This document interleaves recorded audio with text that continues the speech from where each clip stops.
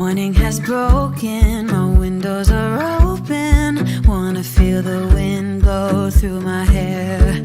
Which way do I follow? What happens tomorrow? I turn to you and hope you can guide the way.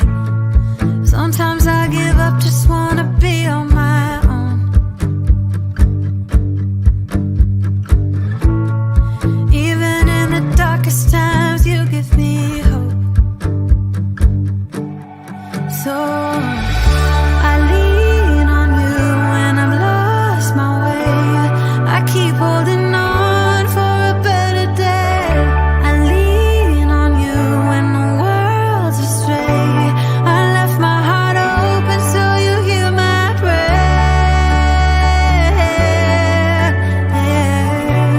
I left my heart open so you hear my prayer.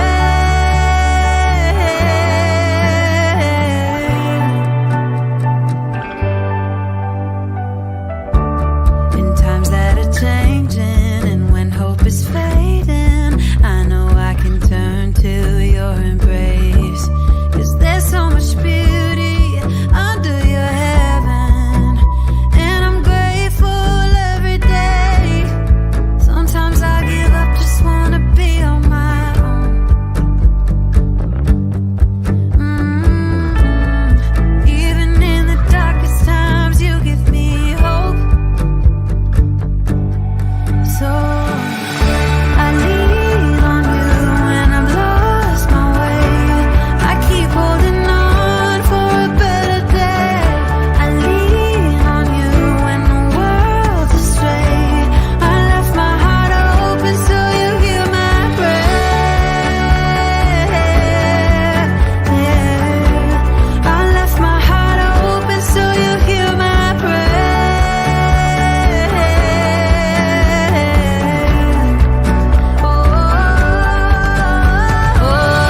I lean on you and I lost my way. I keep holding on for a better day. I lean on you when the world's astray. I left my heart open so you hear my prayer. I left my heart open so you hear my prayer.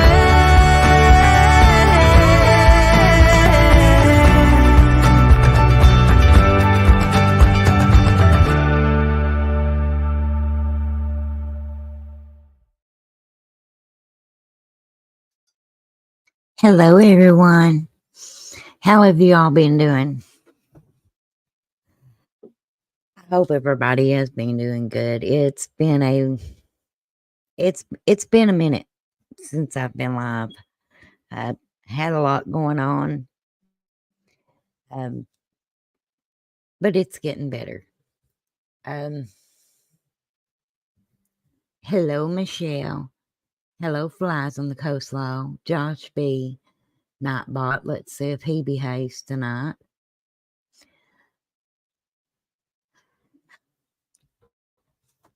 Okay. Well, there's a couple of things that I'm wanting to go over tonight.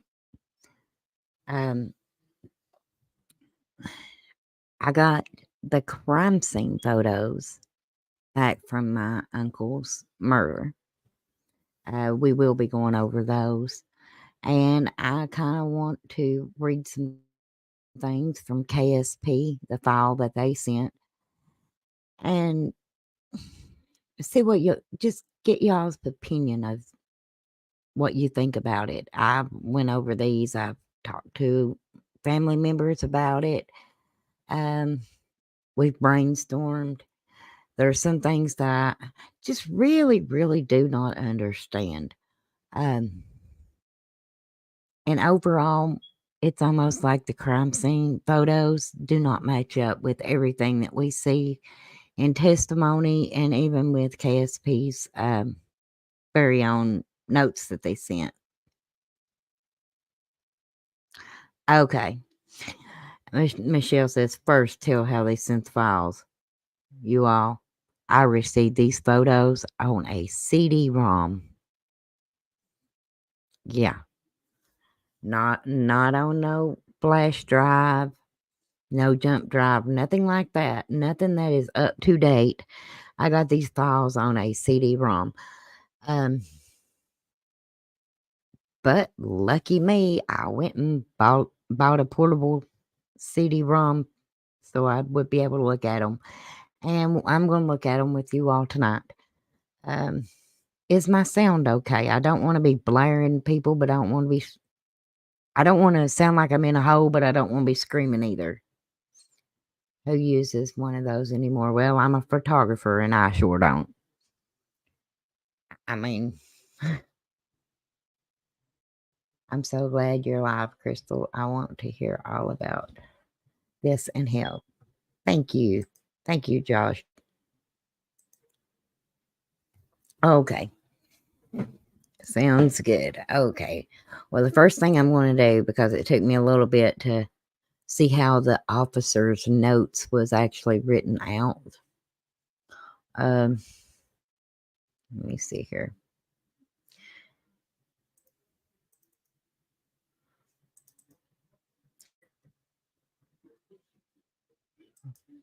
Bear with me. I'm trying to get it pulled up to where we'll be able to share my screen. But before I get started, on September the 10th, 1987, my uncle was murdered on Nan Riley Cemetery. A guy was, well, charged with his murder. The first trial, he was found guilty. And then later, because one of the jury members had evidently knew him because he owned property that a lady had rented that was broke into by Marlowe, he got a second trial. And on that trial, he walked. And that's about just about as simple as I can possibly make it. But most of you have been following this case. And you know that he was shot with according to them, with a sawed-off 20-gauge double-barreled shotgun. Put a 1 in chat if you remember seeing that red numerous times.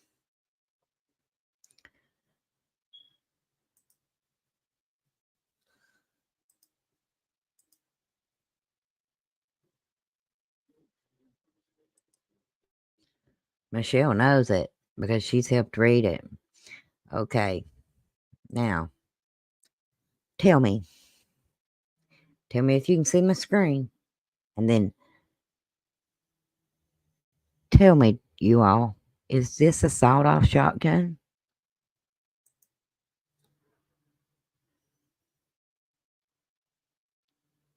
I take notes on my notepad. Does this look like a sawed-off shotgun? This is the only photo of any weapon that was taken.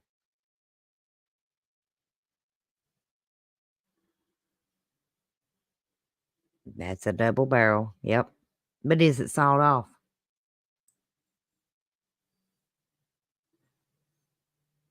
It does not look like a sawed off shotgun to me. Now, I'm not saying I'm a professional on weapons. I'm not. But that looks like a standard 20 gauge to me.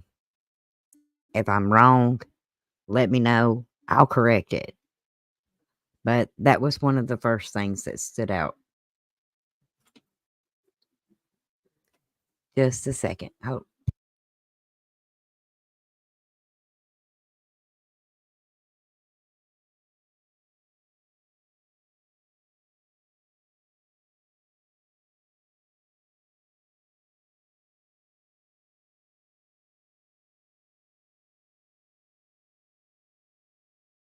Okay, I'm back. Just a moment. Now we're going to look at KSPs.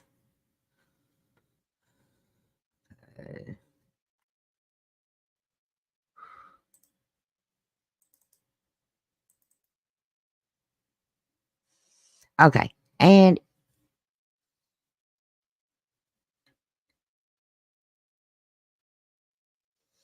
Okay, so Screwball said that it is 100% not a sawed-off shotgun. I didn't think it was. Everybody I've talked to said they don't think it was. So I have to go with what people have told me. My husband does not think it is a sawed-off shotgun. And if so, even if it was sawed off, it's not sawed off to a length that should be considered illegal and unable to give back to an owner. So why destroy it?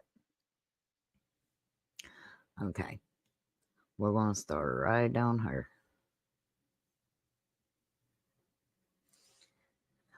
Okay, this just states the witnesses up here. And again, this is the officer's notes. I interviewed Betty J. Crawford, wife of Robert Crawford, at her residence. She advised me basically, one moment.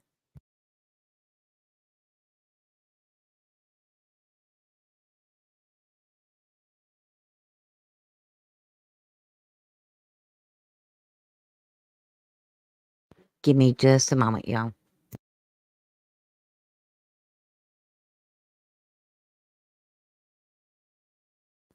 But while he's in the room, honey, do you think that that is a sawed-off shotgun? No, it's not. Say it loud enough so they can hear you. No, it's not. Thank you. Okay, give me just a second, y'all.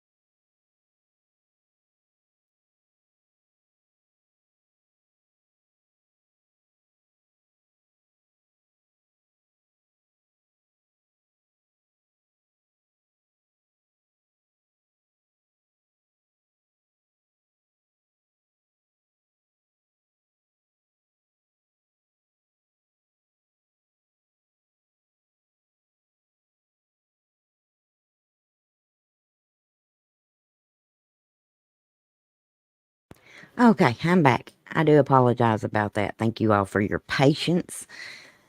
Okay, I interviewed Betty J. Crawford, wife of Robert Crawford, at her residence. She advised me basically the same information as Robert, Gene, and it's marked out, but it's Jeff.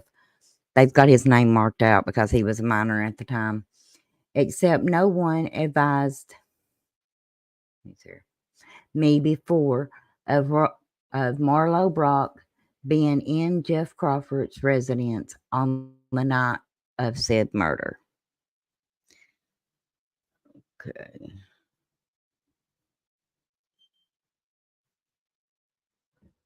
Okay. Sorry, I'm trying to look at chat, but I want to stick to this and then I'll come back to chat. Okay. 1,000 hours on September the 17th of 87. Contacted Gene and Jeff Crawford at Knox County Juvenile Court, where Jeff had previous charges. I asked Gene and Jeff various questions. I asked Jeff if they had obtained lights to rip off the marijuana patch, and he stated they had no lights. Gene stated they had no lights also. Now, keep in mind, this is after dark. Supposedly they were going to go rip off somebody's marijuana patch, but they were going to do that in the dark with no lights in the mountains. Y'all remember that man that went missing in the mountains? The I-75 shooter? Okay. You got an idea about how these mountains are. But they were going to do this in the dark. I asked Jeff if it wouldn't have been hard to see in the dark to rip off a marijuana patch without lights, and he stated, not if you knew where it was. I asked Jeff if he remembered if he gave I'm assuming it meant they're trying to say if Abner gave him a light for his cigarette, and he stated he did not. He asked me if the road cigarette I found was lit or not, and I asked him to tell me. So Jeff did not even know if the cigarette that they had found that had been rolled on the cemetery was his, if it had been lit or not. He didn't remember. He stated he didn't know. I asked him if the color lighter, I asked him what color lighter he owned, and he stated yellow. I asked both subjects if they remember where and when the last time they saw the empty half case box of 12-ounce beer, and other subjects stated they didn't remember. I asked Jeff again how they were sitting in Marlowe's car when they left the scene, and he stated he was in front of the passenger side and his mother was in the rear seat with Marlowe driving. I asked Jeff how he didn't see the half case at his feet, as I had located it in Marlowe's vehicle on passenger side with said empty case containing a yellow cigarette lighter and appeared to have blood on the interior of the case. Jeff stated he didn't remember it, and he had lost his lighter previously. At this time, Jean spoke up and stated she removed the half case from the Abner vehicle. She stated after Ball was shot, she got her purse and her Budweiser half case out of the passenger's floorboard of Abner vehicle. She stated the half case contained 2 beers, and she thought she might drink them to calm her nerves after the shooting. I asked her after witnessing her lover shot, how could she think of her purse and 2 beers before exiting a vehicle, and she stated she just did. What am I missing? Duchess. Hey, Flowers. Hey, Dutchie. What do y'all think about that?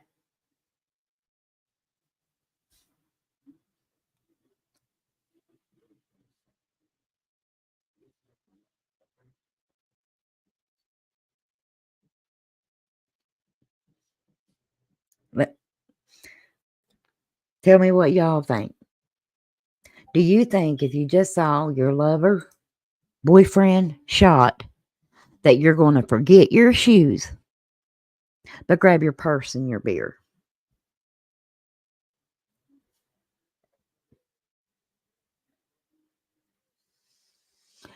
I asked Jean and Jeff why didn't they tell me these things of importance at first without me having to pry it out of them, and they both stated they didn't think of it. So they didn't think it was important, evidently.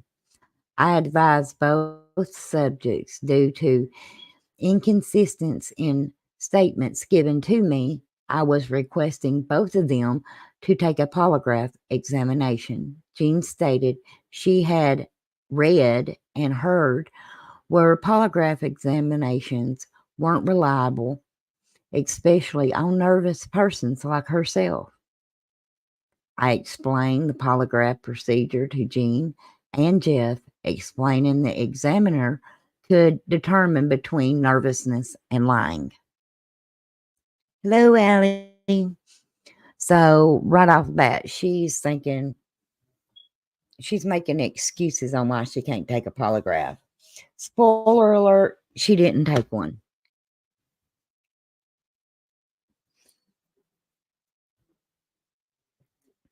I advised both Jean and Jeff that they possibly wouldn't be asked over 4 or 5 questions.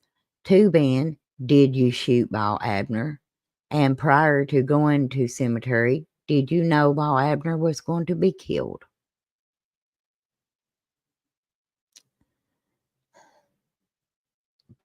Both subjects stated they wouldn't have any problems answering these questions on examination. Jean stated they would take the polygraph. I contacted KSP Crime Lab and scheduled examination for Jean and Jeff on September the 21st, 1987, 1300 hours. I advised Jean I would pick her up and Jeff up approximately 1200 hours on September 21st, 1987. September 20th of 87, 0900 hours, a female identifying herself as Jean Crawford called my house and spoke with my wife. She stated to my wife that she had contacted her lawyer and he had advised her and her son not to take the polygraph test. The lady advised my wife if I wanted to contact her, she would be at David's, her son's house. Further investigation continuing. On September the 16th, 1987, at 11:45 hours, contacted Betty Joyce Crawford, wife of Robert Crawford, and obtained written statements, which is attached. Miss Crawford stated when she arrived home, Marlo, Jeff, and Jean were at her house, and Jean had blood splattered on her. She stated Marlo left after attempting to borrow $2 for gas. Sounds like somebody had $500,000 in his billfold on it. She further told Robert in her Betty's presence Marlo had shot Otis Abner. Let me see her. She further stated Jeff told Robert in her presence that Marlo had shot Otis Abner. September 21st of 87, 12:25 hours. Contacted Robert Crawford at his residence, and he gave following account attached. Crawford stated Marlo, Jeff, and Jean arrived, and pay attention to this, please, right here. Arrived at his house approximately 22:45. 22:45 is 10:45. 10:45 would have been 15 minutes before my uncle was murdered, according to his autopsy.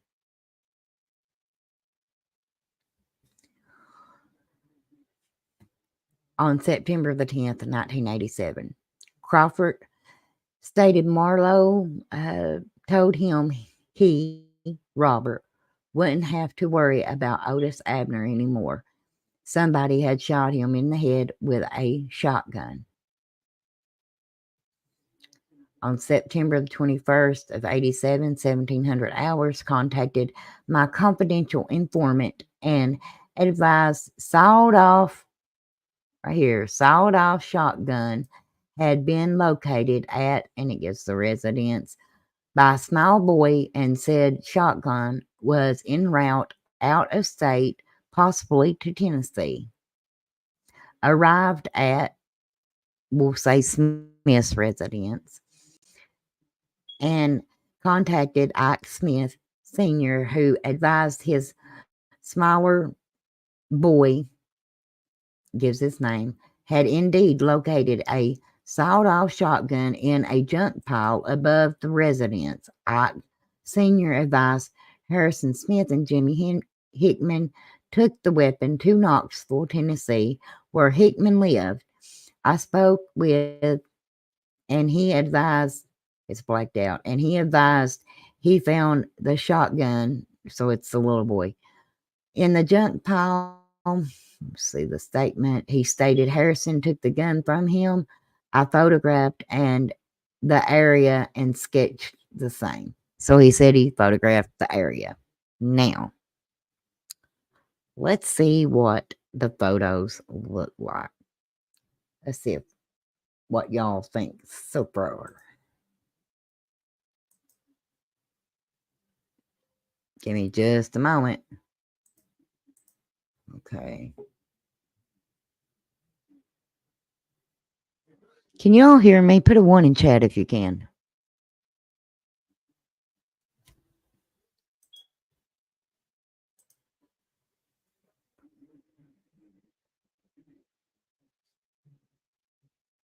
Okay, you can hear me.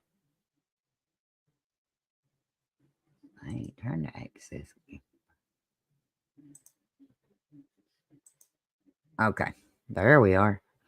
Lord. Okay.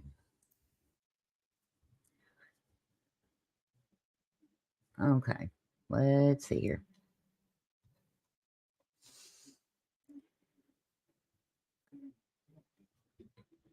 Okay, I'm going to drop the link in chat if someone wants to come up because I'm fixing to go over the photos.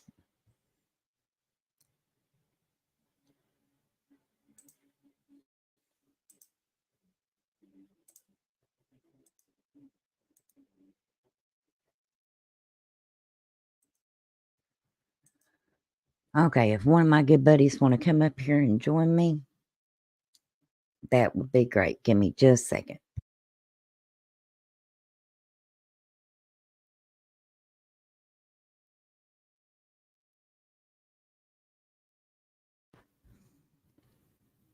Dutch, are you able to come up?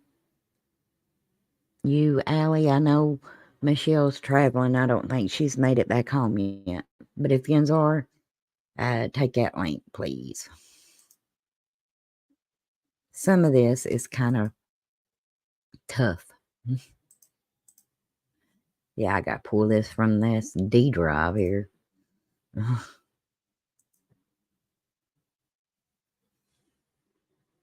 Okay.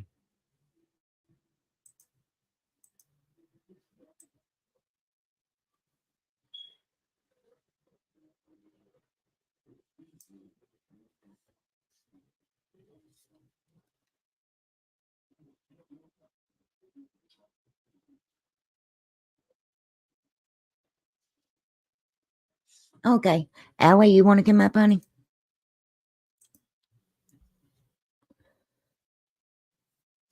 Okay, so let's go over what we just read first. They reaffirm sawed-off shotgun. That's not what we see in these pictures. Keep in mind the photos that I am fixing. Somebody give me a trigger warning. Let me see if I can find one here. Banner. Where is my trigger? There we go. Okay. There's Allie. Hello. Hello, sis. Hello. How are you? Well, I'm actually making a live. Made it to a live tonight. So I know. I'm so excited. for those of you that don't know, I have literally not been able to walk.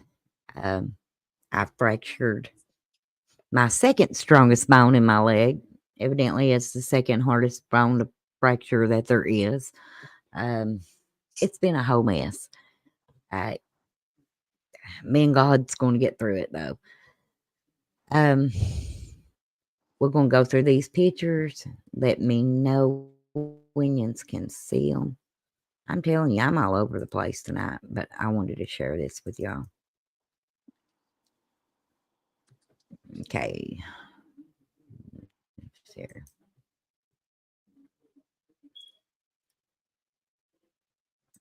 It's still not showing.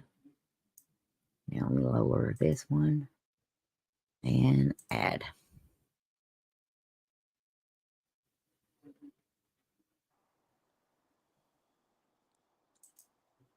Okay.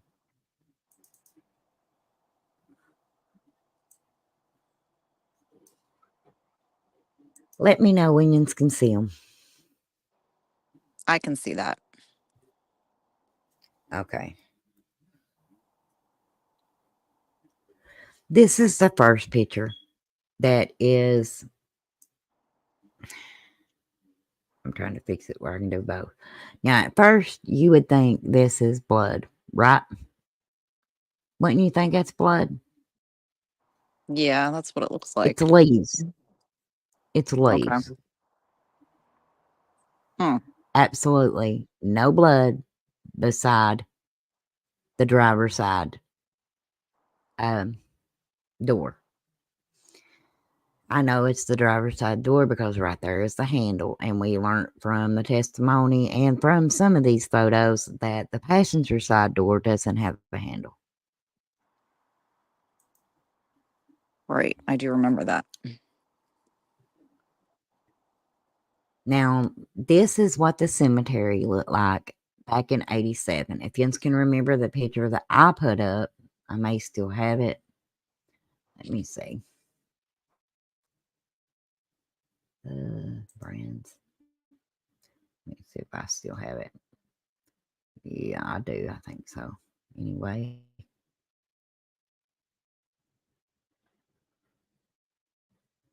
Okay. Let me see if it shows. This is what it looks like now. Remember, this was what I put compared to that my 8-year-old mind could remember. This is what it looks like now. You see, there's a road, and none of that was there back then. This is what was there. Okay.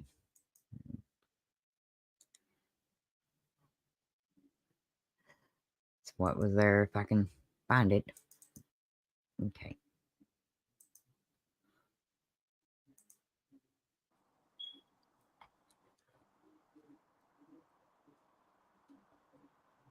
And this is the officer's car over here, you all. That's not my uncle's car.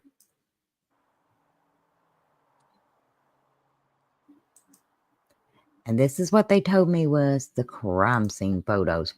Where is, I tell you what, if I could just possibly, that's the ones I got saved.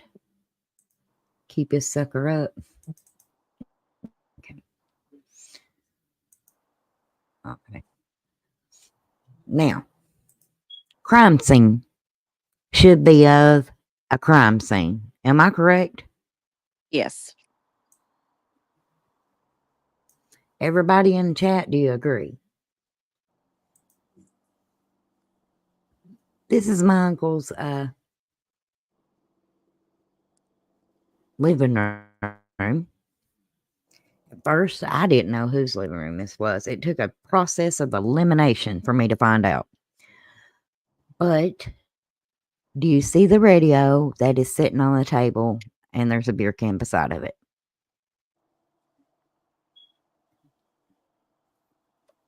That will be important. So that's how I know this was my uncle's living room.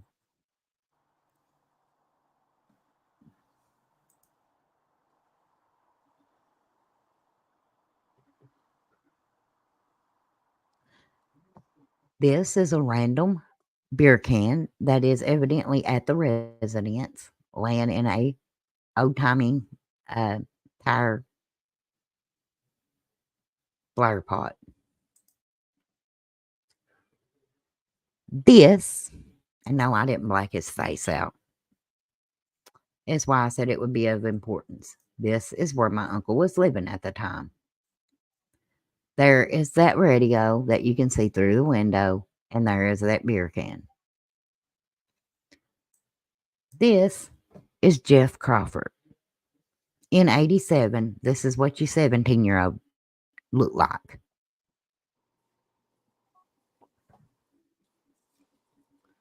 You know, a lot of people make a big deal that he was 17 years old, but he was working and back then treated like a man. Do you see what I'm saying, Allie? Yep, I do.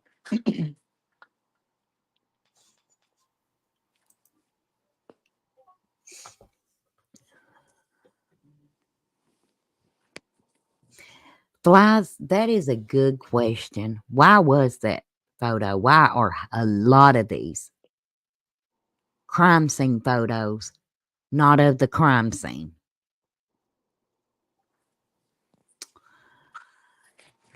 Yep, that's a good And question. here's another picture of the table. We've got a lot of pictures of officers' feet. Evidently, this was where my uncle slept.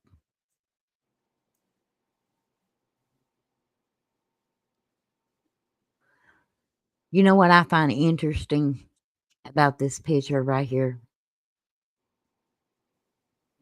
Allie? What's that? That it's not a crime scene?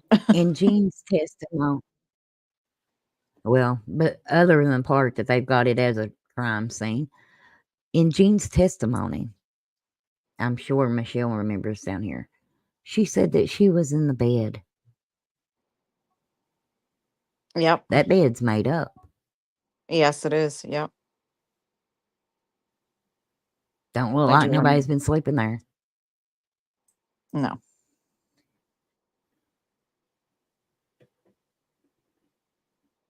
And we got another picture of the living room. Somebody got their finger in the way a little bit, but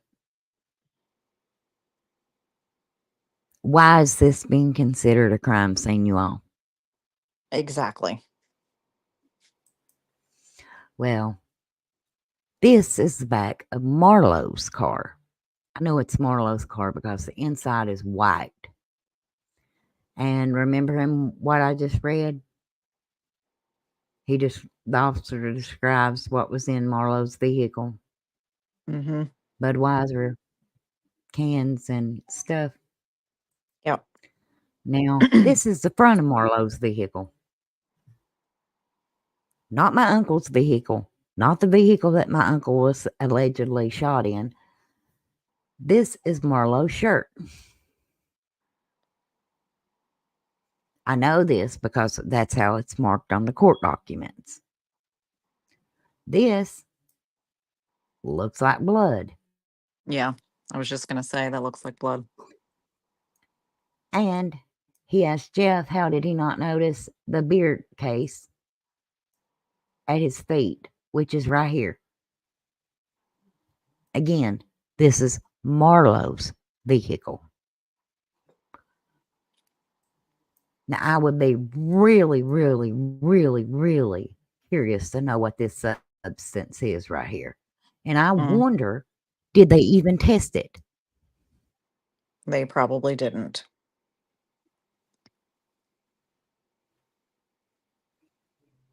Again, this is not the vehicle that they said my uncle was murdered in.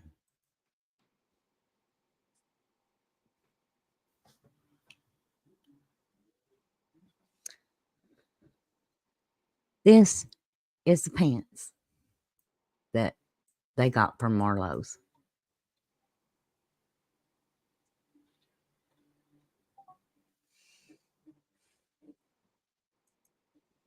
Covered in blood or had blood on them. Now, I don't know really what this is, but I'm having to guess on this one. At that cemetery, there is a grave where there is two rocks that's like leaned into a triangle. My whole life, I was told it was an Indian burial grave. I do remember that my dad actually put his hand down in that grave looking for the weapon back then.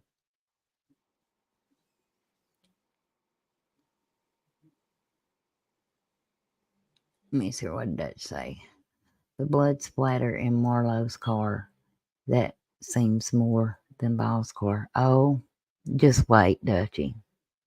But I'm thinking that this might be the grave. They may have put the camera down to see if they could find the weapon too. I don't know.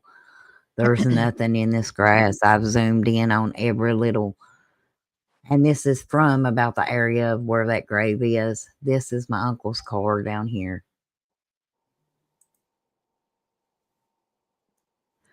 Another picture of the trees. This is the only time we're at the crime scene, literally in these pictures. Thinking this is the inside of that grave. Again, I don't know, but I've zoomed in. I see nothing that should have been took a picture of. Unless they just put the camera down in that open grave, because till this day it's still kind of open. And another That's of the weird. same picture. Another of the same picture. That's weird too, that And it's still kind of open like that. oh, it's been like that for years. I mean, it's been a Halloween thing every year. But when I zoom in, all I see is leaves. If anybody sees something else, please let me know. But It's a little. I'm on my phone, so it's a little hard to make I out. think that's the inside of that grave. I think all those pictures we just saw is in the inside of that grave. We got some more of the officer's foot. I've zoomed in to see if there was anything of relevance that I could see. I don't see anything in this. A bunch of leaves, sticks. I don't even see that rolled cigarette that they was talking about. Do you? You would think No, it would have been laid out on something. you would think so. I mean, that's a key point. Mm-hmm. I mean, they took pictures of beer cans in random in the Right. yard. Yeah. So why not take a picture of that alleged rolled cigarette?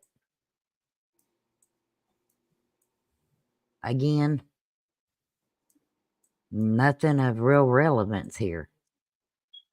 Leaves, sticks.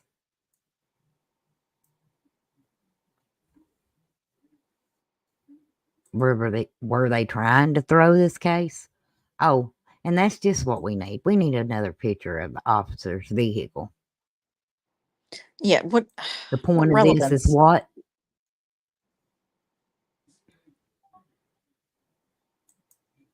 I guess film was hard to come back. Now, this is my uncle's car. This is the trunk of my uncle's car.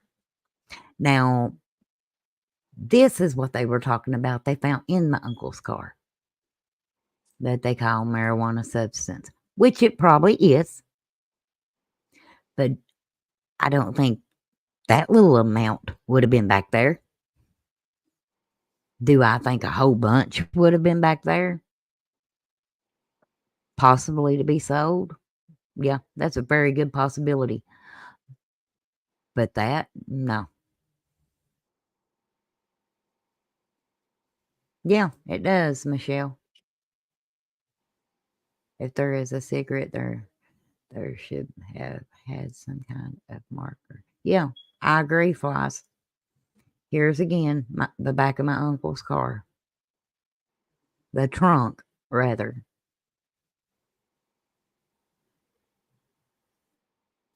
I guess they're making sure they get this. But please do remember, they didn't even look in the trunk of this car for almost a month. Yeah. This is the other side.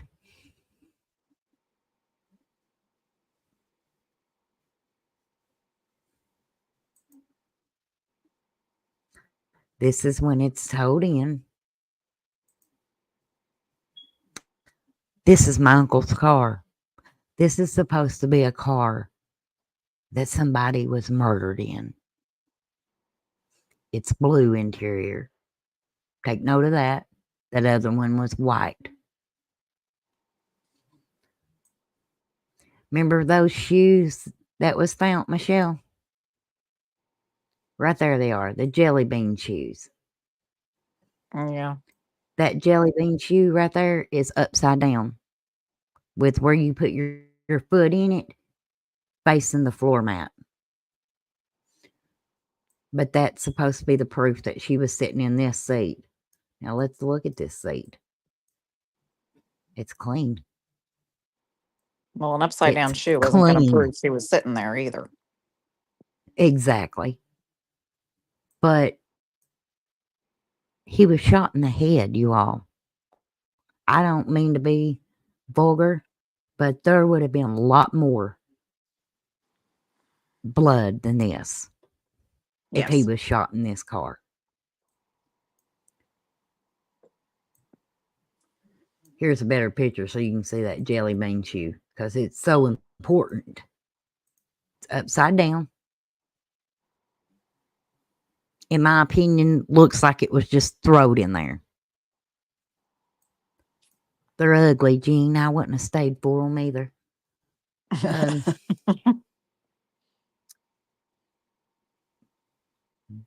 Don't really see no blood there. Well, now this No. is right next to the driver's seat. Surely there should have been blood there. Absolutely.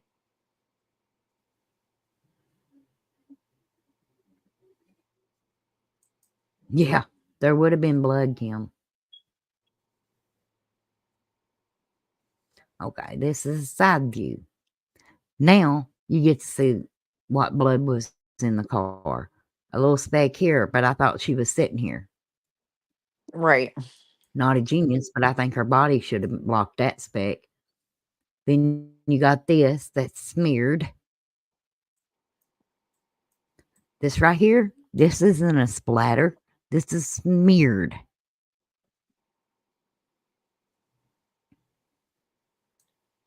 Even close to him.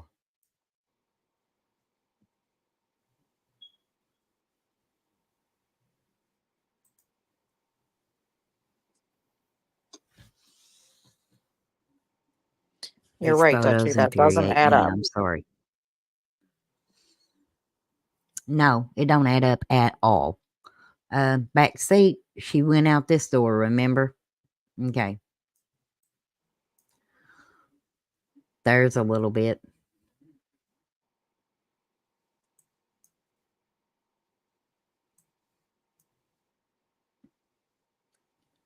There's a speckle.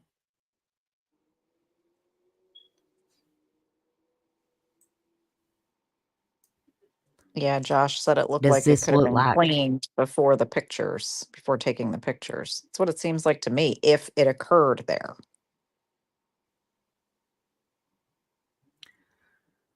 it looked like to me that Marlowe had more evidence of a murder in his vehicle than that is in Uncle Paul's. Yes. Now this, and I'm gonna tell you, Jean had red hair. Okay. This picture freaks me out a little bit because this is at the garage where it's towed back to. And this is Uncle Bob's car. You can see the newspaper still on the dashboard here. The handle is missing here on the passenger side door. Now, this is, we know what that is. That's a rear view mirror. But let's zoom into it. What does that look like to you?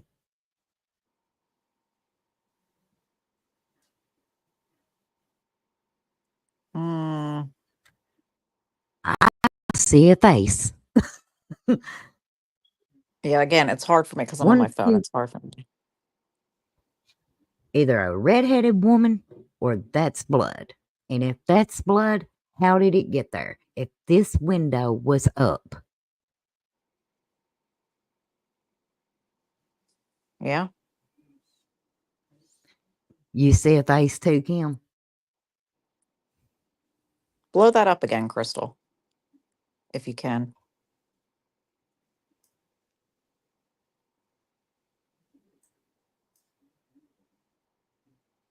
Yeah, I can see it now. It's a little bit creepy.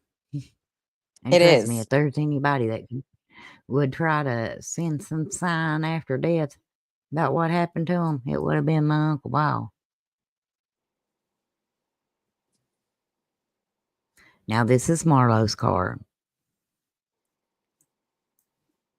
And this is something that stands out to me in this picture. Does it not look like that officer's been there before? Yes. Look how casual, how cavalier he is. Yeah. Just leaning up. Looks like he hasn't got a worry in the world.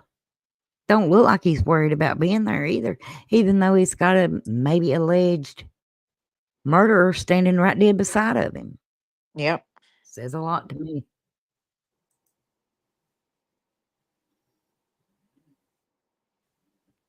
Yeah, when do officers lean on the job?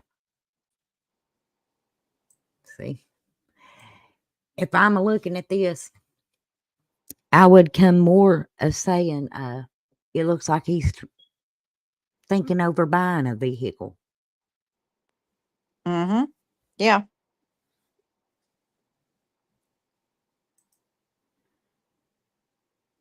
Here's again the roof of Uncle Bob's car.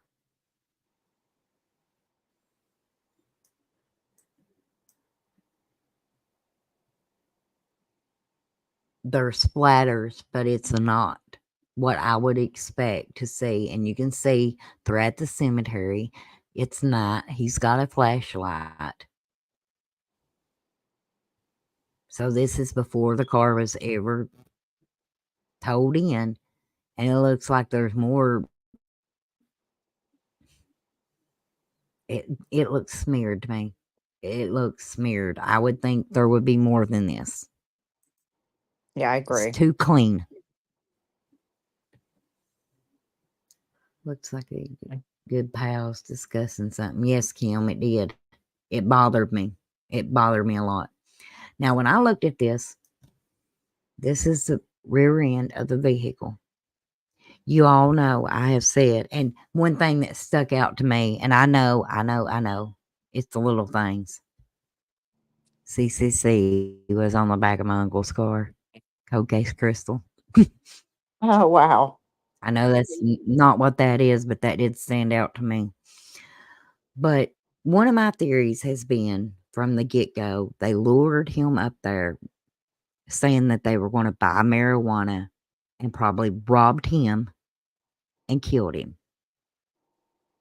Now, the little amount of marijuana that was found in this trunk. So, of course, what did I do? I zoomed into the trunk. Nowhere in their report did they say anything about taking fingerprints from the trunk. But right there they are. Right there is clear Yep. fingerprints. Yeah, you can see those pretty clear. I mean, who is to say that they didn't rob him? Who's to say that these handprints right here isn't of the person that did so? And again, this is all leaves. It's September. They're dead. You know what I mean? Yeah.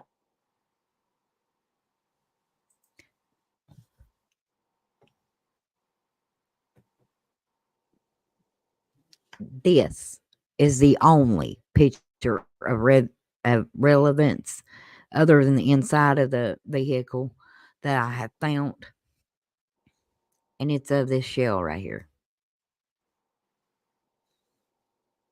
Oh, And I got to looking at it because it does seem important. yeah. How many gun lovers do we have in this chat?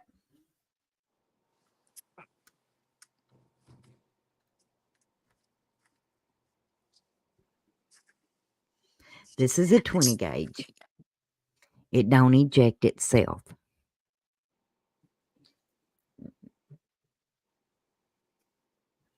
One moment.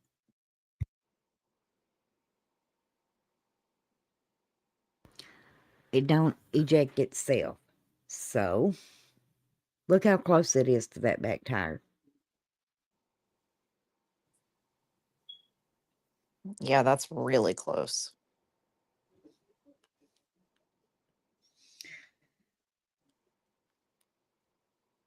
Michelle, is Screwball sitting beside of you? If he is, ask him how a shell gets out of a 20 gauge shotgun.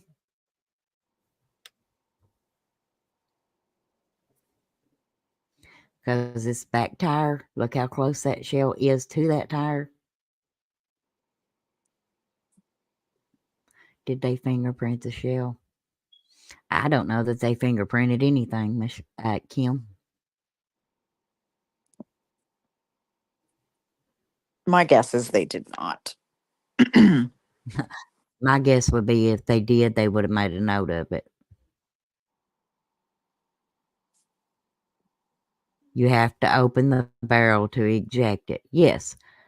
And remove the bullet by hand. You reach in, move it by hand. Whoever shot Uncle Ball, if he was shot on that cemetery in that vehicle, was left-handed. Had to have been. My gut tells me they were left-handed. Because if it was a right-handed person, that bullet would have been over here somewhere.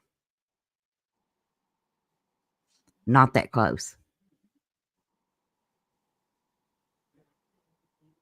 No, that's a Smit. It's been shot. It's black on the tip.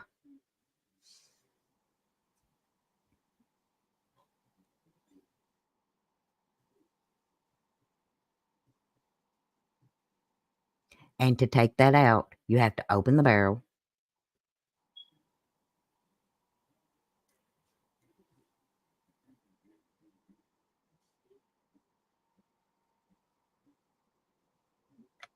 Okay, we'll look at that gun again and see if it's a pump.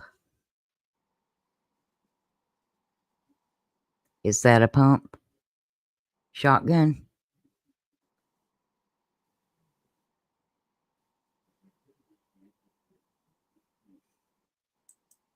Let me see. That's not a pump shotgun. That's solid right there.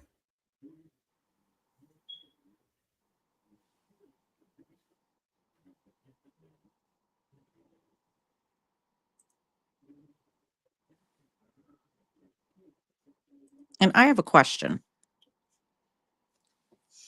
Yeah. If someone were to shoot someone at close range with a shotgun as opposed to, say, a handgun, am I correct in saying that a shotgun is going to do way more damage than, say, a handgun would? I don't know because I'm not real familiar on guns, period. But I would think that that would be the Well, case to where I would. there's no way that that car would be that clean, period, with a regular gun, let alone a shotgun. Am I correct in saying that? Does anybody know? I personally think that if somebody was shot in that vehicle, that there should be, for one thing, brain matter would have been on that roof or somewhere in that vehicle. Correct. Yes. It should have been a bloody mess. I don't understand why it's clean. Am I saying he wasn't shot in that car? I don't know. I'm saying I'm wondering about it. Right. But with this type of gun, they would have had to open it up and take the bullet out. If they were right-handed, yeah, not BB, but I mean, if they were right-handed, in my own opinion, it would have been further out. Because I would think that the natural reaction would have been to drop it to your side. Yeah. Especially from the testimony that we've heard, that he was a little bit back from the side of the car, and it looked like he was going to shoot him again. Mm-hmm. Right. And then we got this shell this close to this back tire. Is it too far-fetched to say that this could have been a left-handed person? Yeah, I you wonder might be where right. Marlowe's car was parked at the time before he got shot. It was supposed to have been parked right at the rear end of Uncle Ball's.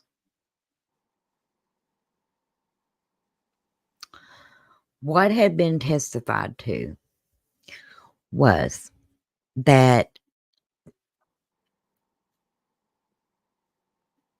we know what they did all day long. I'm going to have to repeat that. Going around looking for beer, looking for money. They come to my uncle's house, allegedly. And there's a plan made to rob a marijuana patch. I don't believe that. I think that's their tale. I sit on mine simply because I never knew my uncle. My uncle never stole anything. He wasn't a rogue. Um, then Jeff and Marlo is supposed to have left, and then Jean and my uncle gets on the cemetery after them, turns the vehicle towards like they're going back off the cemetery and parks. In Jeff's testimony, he said that he had lost his lighter, so he had rolled up a cigarette, I guess Prince Albert, I don't know. He went over, asked Uncle Ball for a light. Instead of lighting that cigarette right then, evidently, he went back to get his beer. He hears a gunshot, throws the beer, throws the cigarette, and turned around, and Marlo was holding a gun. It don't add up to me. Hey, I'm a smoker. If I'm going to get a light, I'm lighting that cigarette right there. I'm not going to walk back to a vehicle, get a beer, then come back and get the light that I went there for in the first place. Right. Yeah. To me, that don't hold water. None of it does. No. But I don't know. This was just something that I found kindly interesting because I imagined that bullet would have been further out because you would have had to took it out of the barrel and toss it. Yeah. And to his side would have been where it would have been, in my opinion. And that would have been to the left of him.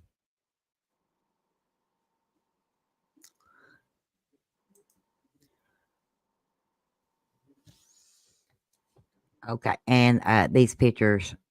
Oh, another random beer can. To me, they're just trying to prove they were drinking. Yes, they were drinking. Right. Okay. They were drinking. But evidently I guess that's the beer can that Jeff was supposed to throw. I don't know. This is my uncle's car. And as you can see, yes, he's parked to where he would have been back down, pointed down the hill.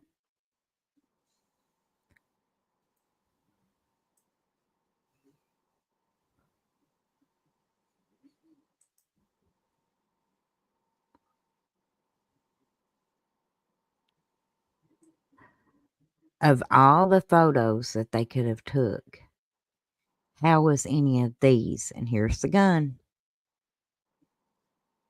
The gun that's supposed to be a sawed-off shotgun, sawed-off 20 gauge. This sawed-off 20 gauge looks like a standard barrel Yeah, to me. it does.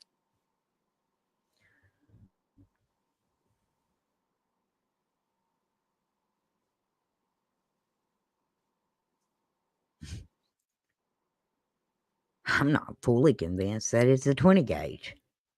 It's got some resemblance to a 16 gauge to me.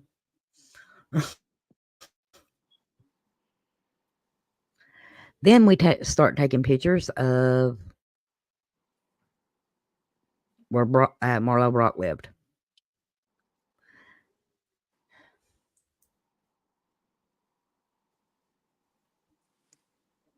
This is where he was sleeping. In a smoke shed behind where his wife at the time's parents lived.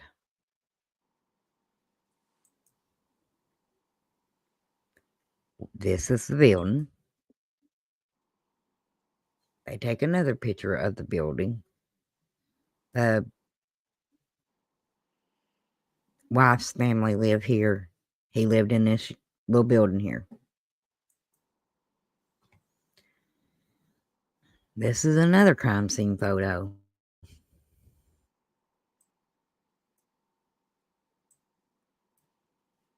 Does he look worried? No. Not at all. Sure don't look worried here. Crystal, Michelle wants to know if it said double barrel sawed off or just sawed off. Yeah, I think it sits all off. I don't know if it was double barreled. I think a double barrel is what they saw in Uncle Bob's lap that day, but I'm not sure. Okay. We will check though. I'll check it.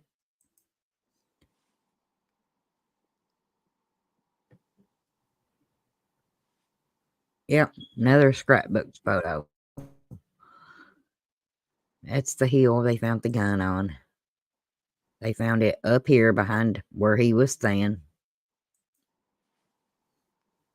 See, there's the little building he's staying in. And this is the little boy that found it, about 11 years old, pointing to where he found it, which was under Ollie's tan. No doubt. I mean, that's what I get from this photo. I didn't get to ask nobody what they were doing or thinking at that time, but they said it was found in the garbage, and that's what this looks like. Under some tin.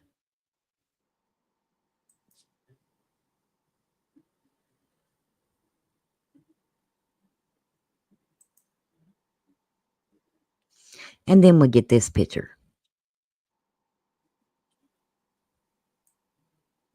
with these shells and this gun.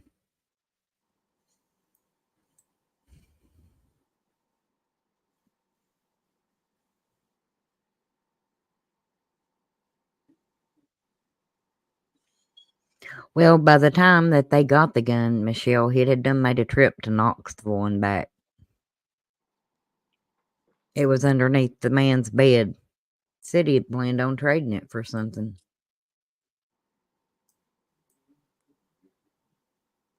That one's a double barrel. Or it looks like it is. Yeah, it does look like it.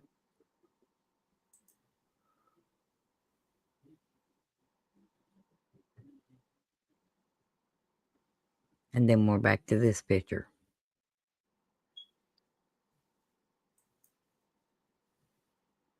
And back to Uncle Bob's house.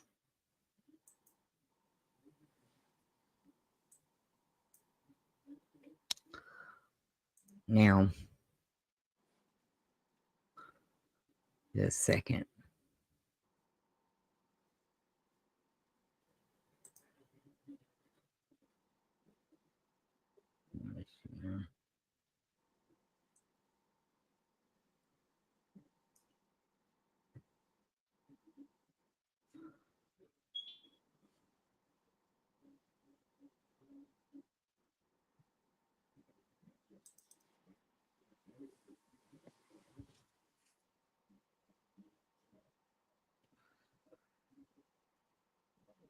Okay.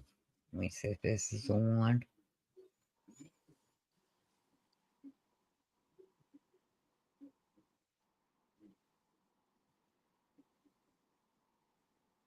Okay. Right. On October 1987, was contacted public service by Teresa Webb, special agent, IRS, in reference to her being contacted by The Brock, with The Brock advising her that Marlowe would talk to her. Miss Webb asked for particulars in the case and if I could care if she spoke with Marlowe Brock. I advised her to contact Brock if he requested the meeting.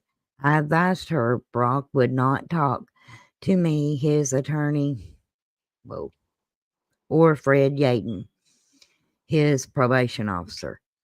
On October the 18th, 1987, Agent Webb contacted Brock and attached is a memorandum of Miss Webb in reference to that meeting. So they, and in court, she actually testifies, telling exactly what Marlowe told her happened that day. An IRS agent. Tell me what the point of that was. Agent Webb contacted Brock and okay. On December 27th, 1987, contacted at his residence and advised him I was told he blank was supposed to have observed blank. Okay, they're talking about the little boy in here. So it was I was supposed to have observed Jeff in or around the Smith residence between the tires. I arrested Marlowe and when I contacted him about the gun.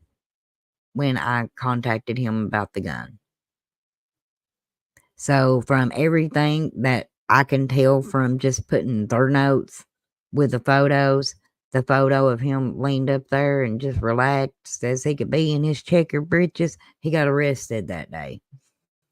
But shoot, look at it. It's December.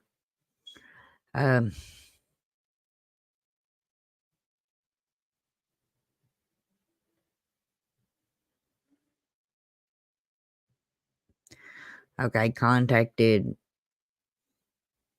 Jesse, son of J.C. Smith at Horn Branch. After a lengthy conversation, Smith advised Marlowe and Jeff came to Kenneth Brock's residence where Jesse resided.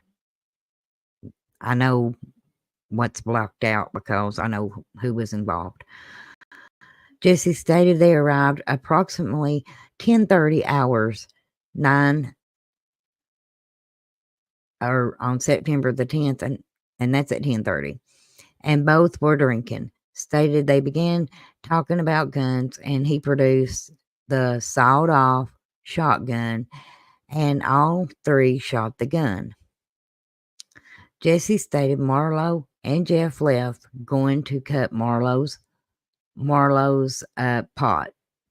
Upon the return, Marlowe seemed mad and was accusing Otis Abner of stealing said pot. 9/21, 23:10 hours, contacted Harrison Smith at Girdler, Kentucky, gives all his personal information. Jimi Hendrix, resident in Knoxville, Tennessee, and Smith produced weapon from under bed in Hickman bedroom. Smith stated he had intentions of trading or selling the weapon. On September the 22nd, 1987, 1400 hours, contacted Jean and Jeff and daughter of Gene Crawford at attorney Carlos Pope's office, Courthouse Square, Barberville, Kentucky. Pope advised he had been contacted by Crawford family members to represent Jeff and Gene Crawford in their investigation. I explained to Pope and family members as to the reason for the request for the polygraph examination and to the nature of questions to be asked of Gene and Jeff. Mr. Pope advised due to the Knox County grand jury possibly indicting Jeff and Gene, Pope, was recommending they not take a polygraph examination. 1650 hours, contacted J.C. Smith at his residence. Smith advised Otis Abner borrowed a shotgun, and that's the one that was seen earlier in that day. What do y'all think? What do you think, Allie? I'm Well, going to drop this link here just in case anybody wants to come up and tell what they think. first of all, I think it's suspect that they advised them not to take a polygraph, regardless of, I mean, that's just, to me, that shows guilt right there. I agree. I agree. I think that everything they did shows guilt. Yes. Yeah. They didn't collect evidence properly. They didn't take, I mean, the pictures that you just showed were, I mean, yeah, Josh, What I did feel you like this think whole about those? investigation. The photos, I mean, what crime scene? That's what I'd like to know. The only thing that I saw that was worth Mm, anything was the shell. That's it. yeah, and I mean the pictures of the inside of the car, but Yeah, but it didn't, I mean, what did we see? Really, well, what did that's we see inside that car? exactly. Because to me, there's no way, like everybody said, that it's just, how is that possible for the car to be that clean? It's just not. And I don't know a lot about guns, but I mean, I know that much.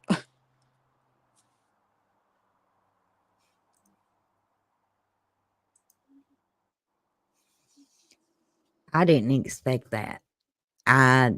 Which I mean, don't get me wrong, I don't want to see a picture of my uncle in that car, Right. but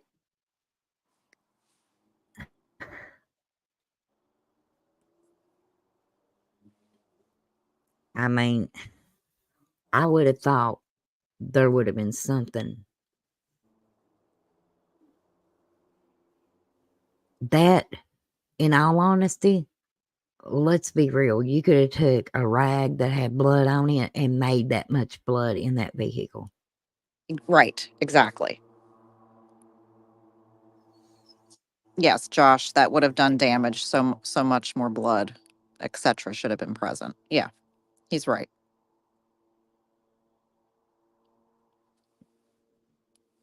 Well, do you remember how the officer described the scene?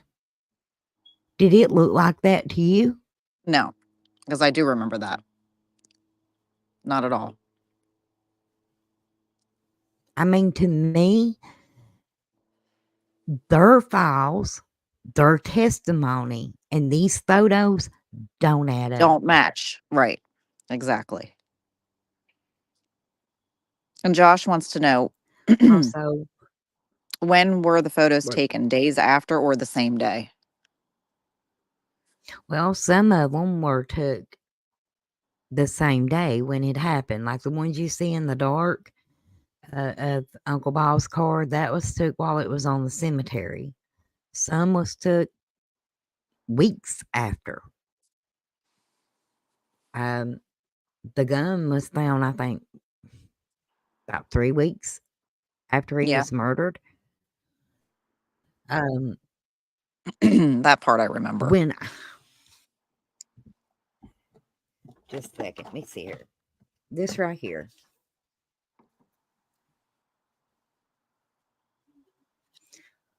The case that this 1814 disc came in. Just a second.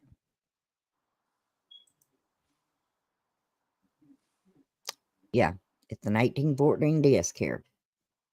Okay. Right here says crime scene.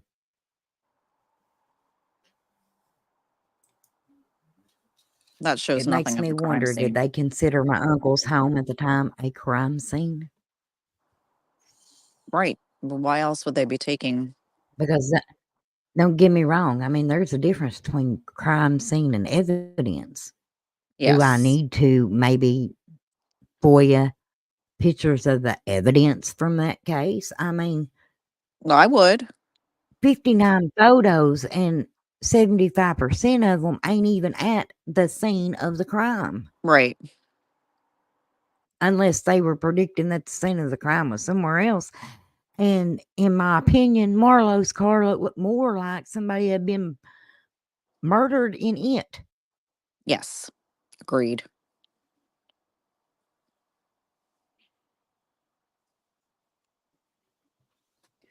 I mean, I knew this case didn't add up. I knew it didn't add up from the get go. I mean, from when it The happened. But now the it's photos make sure it don't. even more confusing. Yeah. Yes.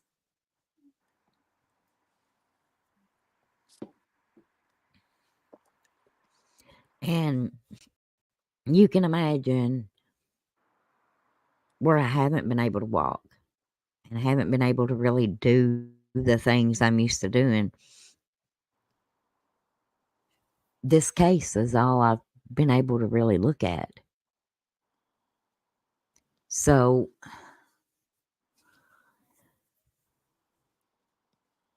if anybody knows this case, Allie, it's me. Yeah, I know I you went do. in, I mean, as far as paperwork, I'm not discrediting his daughter or anything like that. I mean, yeah, she knows the case too, and my family knows the case. I'm talking about the paperwork parts of it.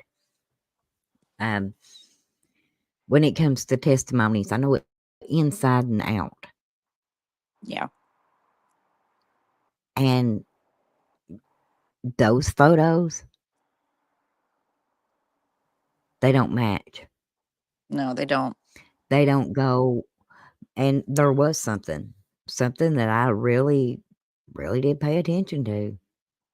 And just a second, I'll show you. In the picture that Jeff's in, it looks like his dominant hand is left. Yeah. That's a good point.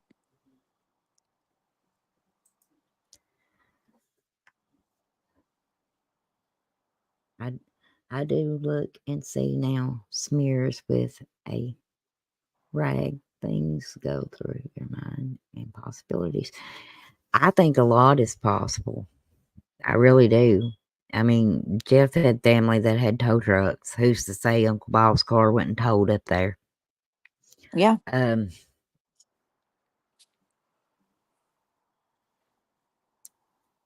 Even on the ground, I would have expected to saw some evidence on the ground.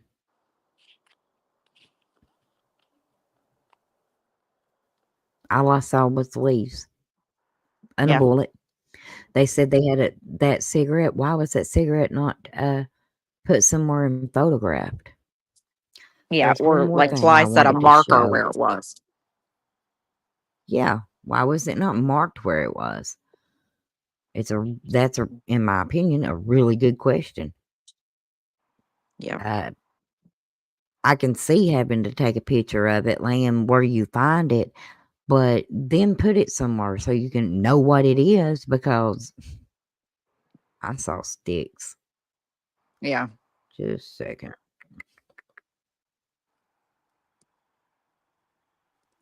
Okay. Something else I wanted. I've got it marked as important, so it must be. Give me just a minute.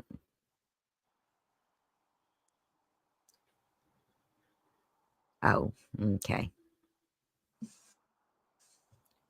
Now, you all know that the gun was destroyed, correct?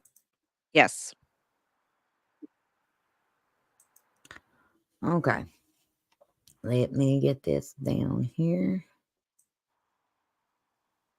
Okay. Let me share my screen.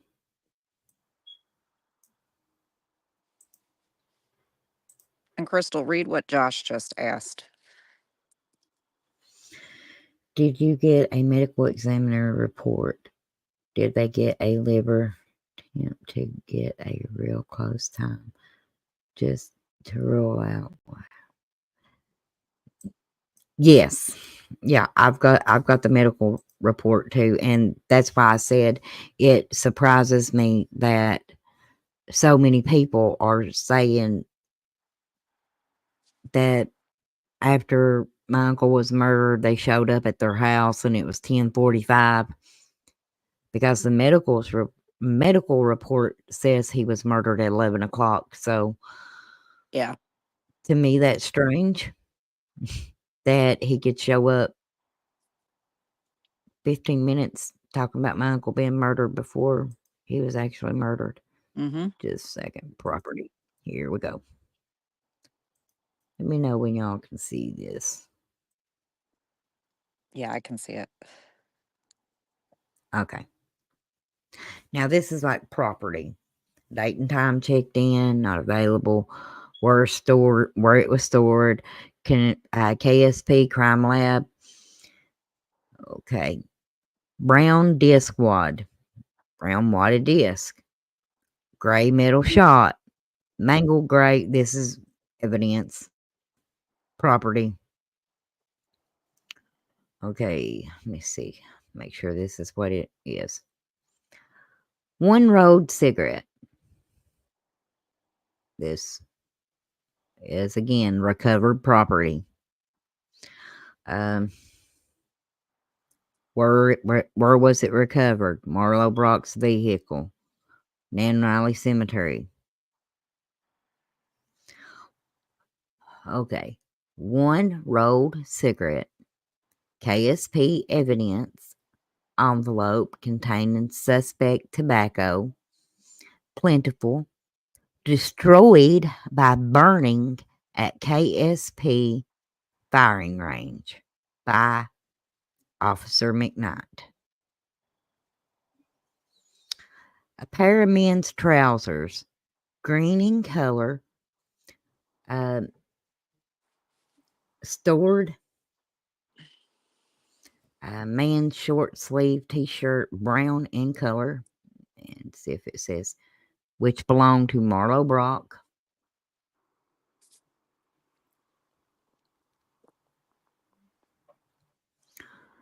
Okay, a spent 20 gauge shotgun shell, 5-shot yellow. Spent 20 gauge shell, 5-shot yellow. This is more evidence.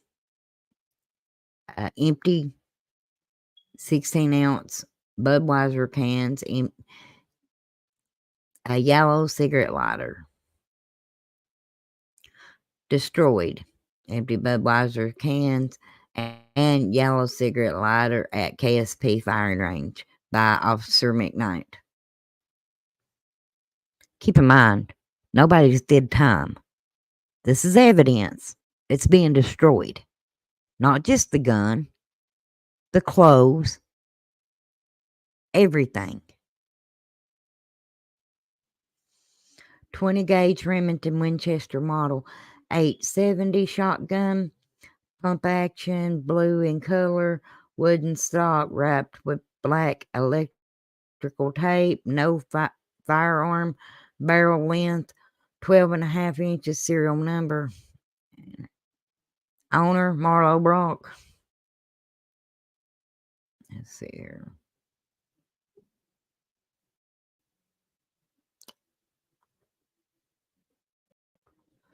Cigarette butt, Marlboro Brown, empty 16-ounce Budweiser case, destroyed at KSP firing range by Officer McKnight. It's here. Smith's Body Shop. Owner, Tip Jackson. Dodge. The car was driver Otis Abner. It was returned. Knox Body Shop, Grub Shady. Marlowe Brock. Okay. Remington shotgun. Or slugshot shotgun shells. 6-shot, 16 gauge containing 16 live rounds. Why is there so many? Destroyed at KSP firing range by Officer McKnight. Do you see a pattern here? Green plant material being suspected material destroyed by burning. I bet they did. At KSP firing range. Officer McKnight.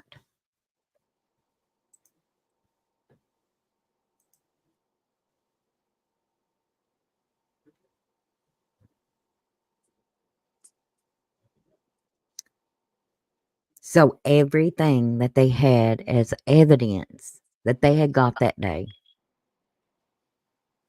They destroyed it. Not Yep. just the gun, the pants, the shirt. They destroyed it by burning every item. Did the officer have ties? Okay, Josh. See what had happened? What had happened was, in the words of Dutchie, instead of calling like the operator the night that my uncle was murdered, back then you called 0 and then they connected you to the right person. Oh, no, they called this particular officer. Yep. They called him personally, a state trooper, because they felt like he was a nice guy. Yep. Yes, Dutchie. That's what I was just gonna say. Yeah, that's the relaxed person leaning on the wall. Right.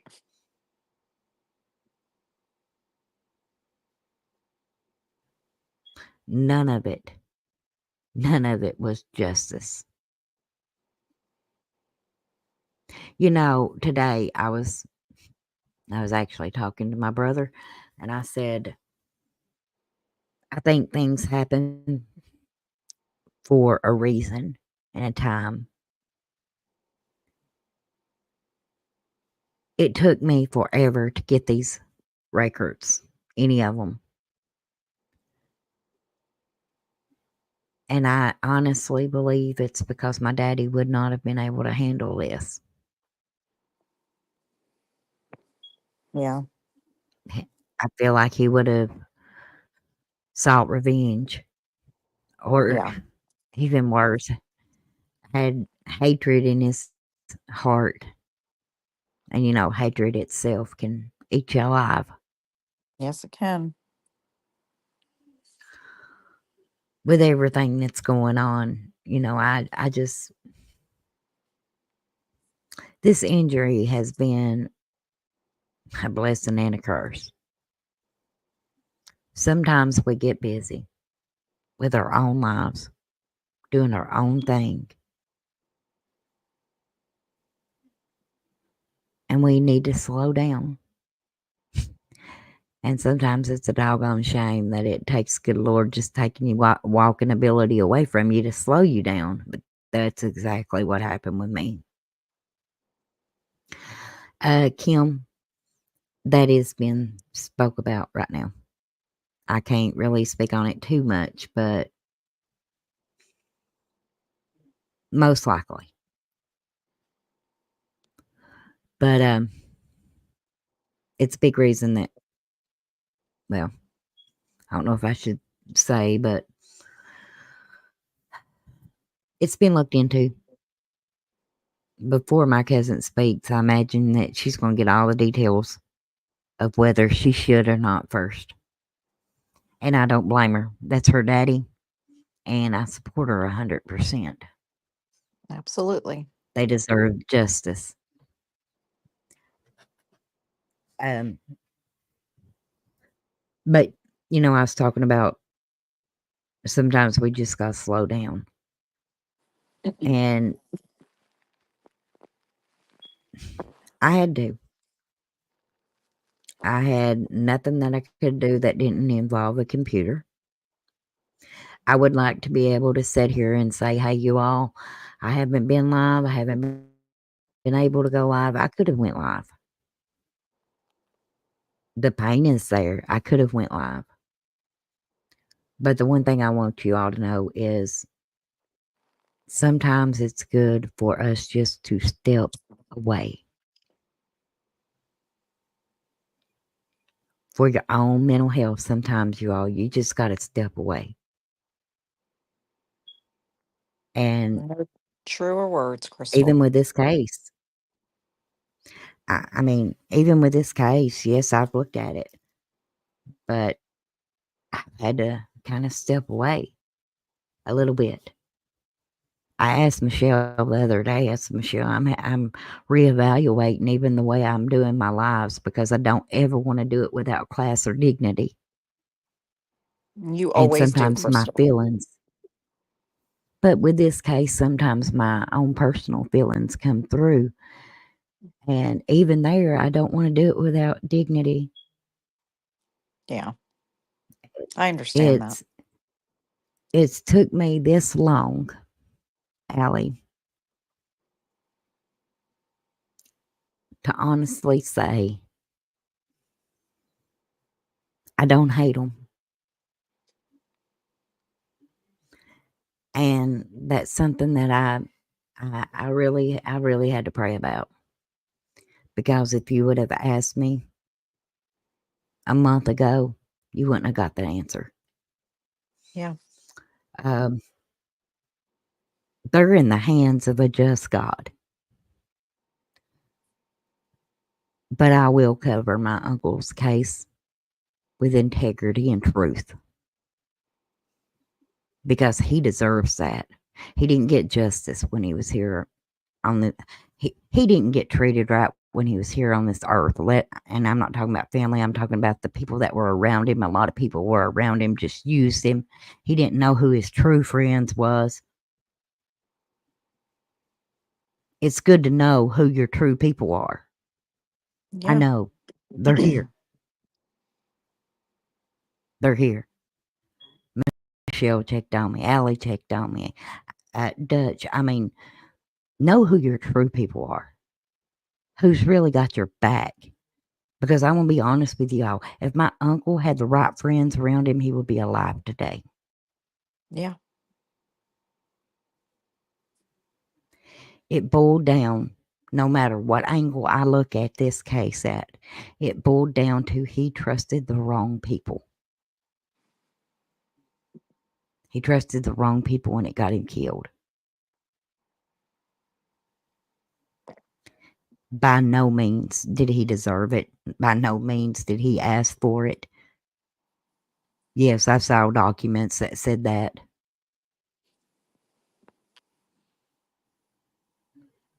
He didn't. He deserved justice. And I realize the likelihood of getting that is slim. But if you can't get justice, at least get it out there. Let people Yep. know. Otis Abner, he was here. He lived, he breathed, he had children, he's got grandchildren, and his life was taken. And just like the next case that we're going to be covering here pretty soon, called the Redhead Murders, they looked at him as nobody. Not really, in my opinion, and this is how I saw this case, not somebody that they wanted to take the time to care about enough to actually investigate the case. His life mattered. Yes. He had kids and he had family that loved him. And yeah, I do back the blue, but the blue that puts on that badge and they honor it, not the people that just want to do shady stuff, and we see it in every case. Yeah.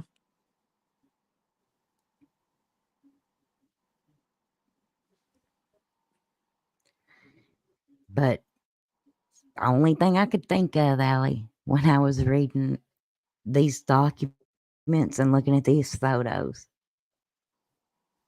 was this is a product of having the wrong friends. Yeah. You're right.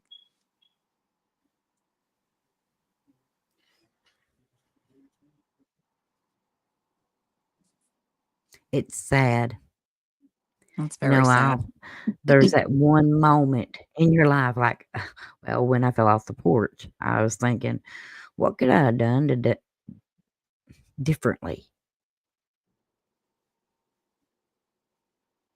And I wonder what that day, what would have been that one moment that would have changed everything? Was there one? Who knows? But I will stand 10 toes down that I do not think he was there to rob nobody's marijuana patch. If anything, I say he had it in his trunk. Yeah, I agree. The lack of investigating this case is the reason it wasn't solved. That's right. Everything was right there. Everything was right there, but they chose to take the word of two people that could have possibly done it themselves. All three people should have been investigated. Yep. Do I think that it's possible that they set Marlo up? Absolutely. I do. Yep. I think it's very possible. There's a lot of possibilities in this case. Yes, there is.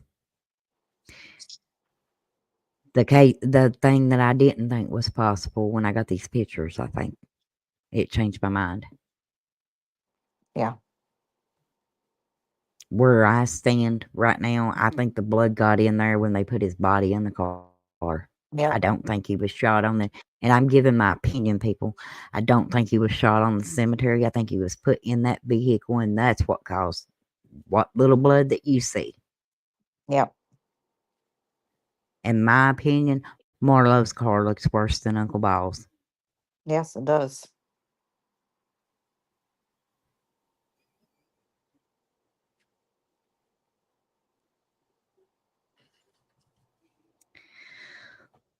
Well, hopefully, it might not take a month for me to go live again. Yes, I'm glad you went live tonight, Crystal. I'm glad that you were feeling up to it. I needed to. I Yes. needed to. Um, but now I'm still not done with this case. I wonder if Otis was silenced for something he knew or law enforcement involved with THC back then was a big thing. I wonder things you think about. Well, there's a lot of confidential informants that is mentioned in this case, Josh. Um, I don't really think that my uncle knew something that law enforcement had to silence him. I don't. I don't think that. Um, I don't often use this word, but I will because it's fitting. My uncle trusted a whore, Mm-hmm. and she got him killed.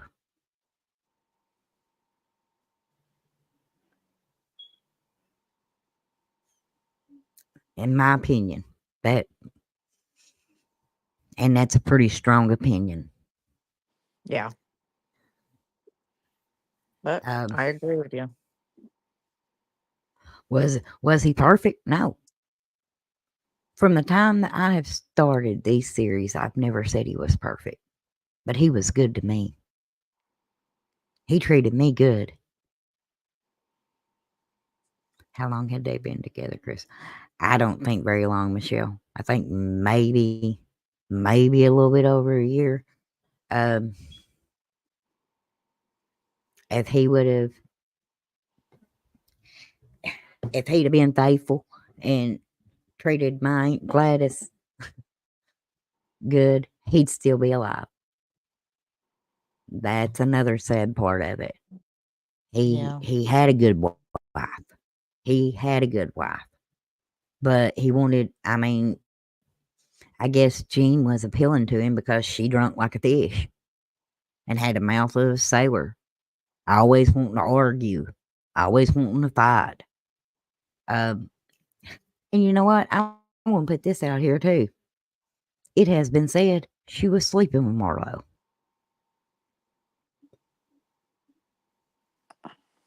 So there's that. Yep. If he needed eliminated, maybe that was why.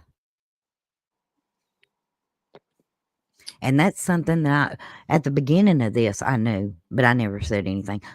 But yeah, that's what kind of woman she was. You know, that saying, it's kind of like a doorknob. everybody has It's a gets a turn.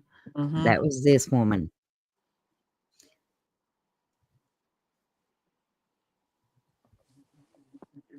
You and your family have the right to know the truth. Yeah. My daddy went to his grave wanting to know the truth, Kim. In my house growing up, this was a very sore subject. It was one of those things that you didn't talk about very much. Not because my dad didn't like his brother, he loved his brother. But Mama often said, don't get him upset. You get him upset and he'll seek revenge because my dad had a temper.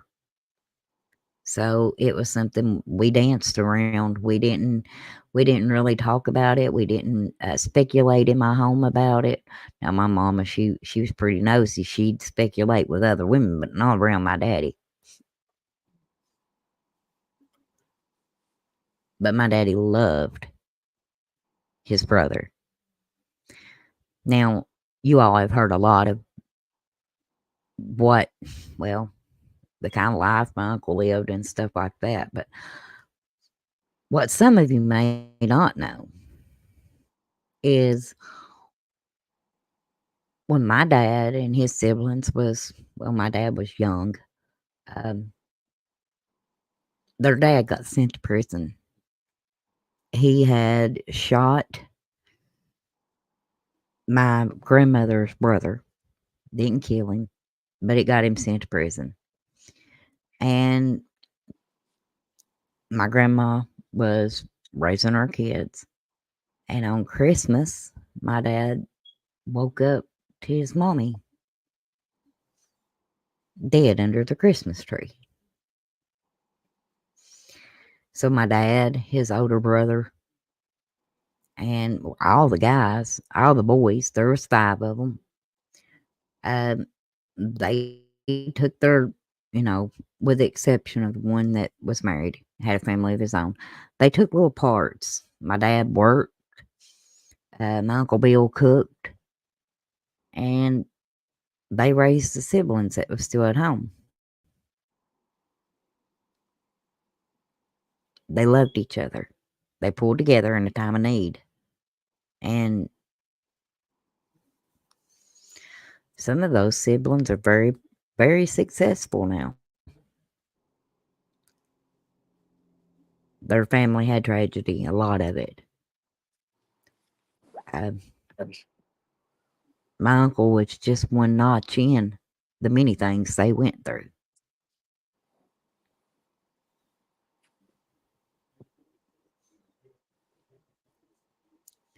But I'd say my daddy was one of the strongest men I ever knew.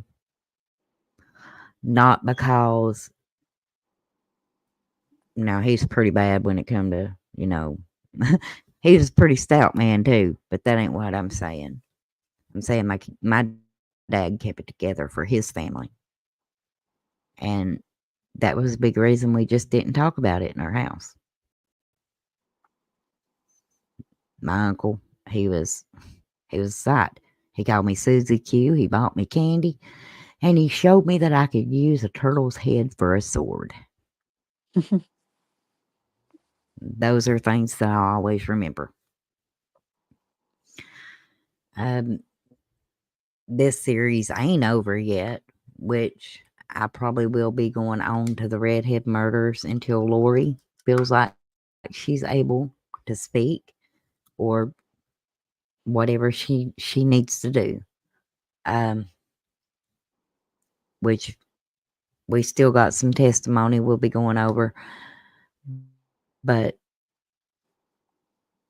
I wanted to share those crime scene photos because it makes me wonder, where was the crime? Yeah. Was it really in his vehicle? There's a whole lot of pictures took there at his home. Why did they do that?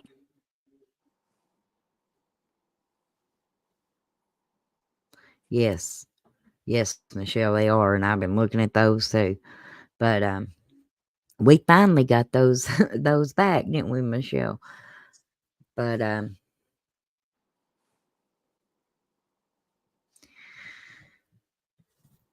I just didn't think that the photos add up to Kentucky State Police's report. No, they don't. That's how I felt about it. I And talked I'm glad to you my shared them with cousin us. today, and I asked her. I said, "Lori, has anybody ever suspected that he could have been killed somewhere else?" Yeah, Hmm. I was like, "What?" Because I didn't know that. Then I talked to another family member. Phew, I never did think he was killed up there. Never did think he was killed in that car. Hmm. So I didn't know no better. I didn't know until I looked at those photos. But I think there's a good possibility of it. Yeah, I do too. Hey, Jason. But you all, I guess I'm going to call it a night. Allie, thank you so much for coming up here. Of You made course. looking at those pictures again a lot easier. Oh, I love you, sis. I love you too. But I remember, everybody, it takes 0 effort to be a good human being. You got to actually try to be a bad one. We all can do better. But if there's anything you can take away from Uncle Bill's case, take away this. Know who your friends are. Because the wrong friends can get you killed. Love you. Good night.